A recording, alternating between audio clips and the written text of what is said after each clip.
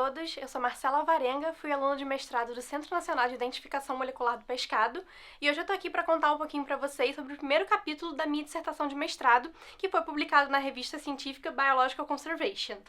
Aliado ao problema da rotulagem incorreta, que é quando você vende uma espécie de tubarão que está ameaçada de extinção no lugar de uma outra espécie ou até de um outro rótulo pesqueiro que não está ameaçado de extinção, a gente tem o problema da sobrepesca também, que é quando você pesca excessivamente essas populações de tubarões e raias para alimentar esse comércio.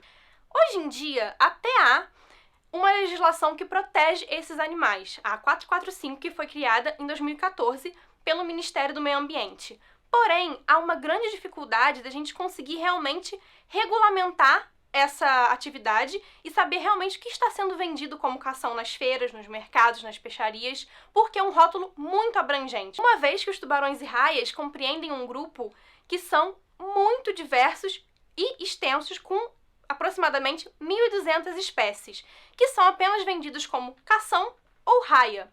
Então, nesse sentido, fica muito difícil a gente conseguir identificar qual espécie que está sendo vendida. A 445 está sendo realmente respeitada?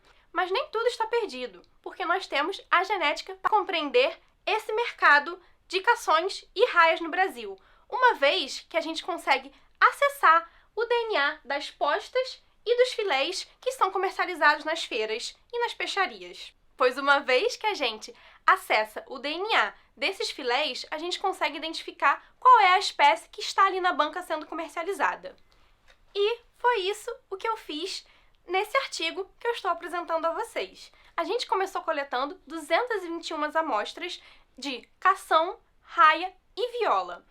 Uma vez que os cações eles são comercializados em vários setores comerciais no Rio de Janeiro, a gente conseguiu coletar e analisar esses diferentes setores. As feiras livres, os supermercados, os restaurantes, as peixarias. Essas amostras foram levadas ao laboratório, onde fizemos a extração salina do DNA. Em seguida, nós amplificamos 2 fragmentos de 2 genes mitocondriais, citocromo B e citocromo oxidase 1. A qualidade dessas amplificações foi verificada por eletroforese. Esses produtos de PCR foram purificados e, em seguida, eles foram sequenciados pelo método de Sanger. As sequências foram, então, editadas e foram utilizadas para a gente fazer uma árvore de similaridade, para a gente conseguir identificar de quem são essas sequências, qual espécie. Nós conseguimos, então, identificar 17 espécies de elasmobrânquios sendo vendidas como cação, raia e viola. E nós também identificamos 7 espécies de peixes ósseos sendo vendidos como elasmobrânquios. E dentre essas amostras, nós encontramos um altíssimo índice de espécies ameaçadas. 63% das nossas amostras eram espécies ameaçadas de extinção.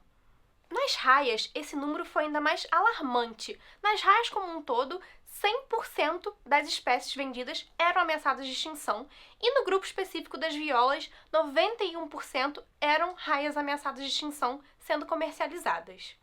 E nos cações, 55% foram espécies ameaçadas de extinção, o que condiz também com as estimativas para o Brasil e para o mundo. E um outro problema que a gente conseguiu identificar nessas amostras foi a presença de espécies endêmicas. 37% das nossas amostras eram endêmicas aqui da região sudeste, da Argentina e do Uruguai.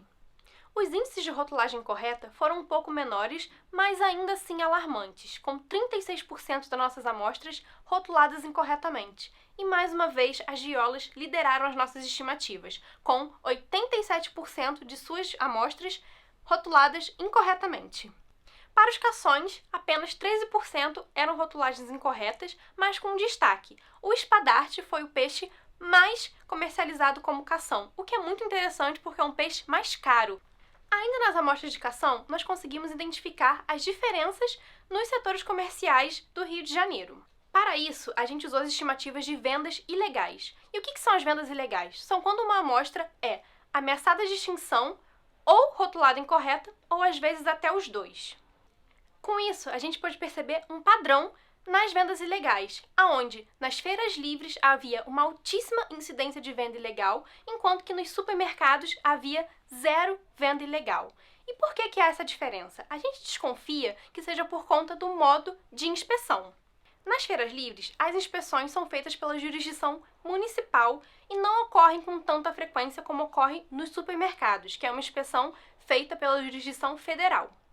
Dessa forma, é essencial que os esforços de inspeção sejam concentrados nesses setores que estão recebendo pouca regulamentação.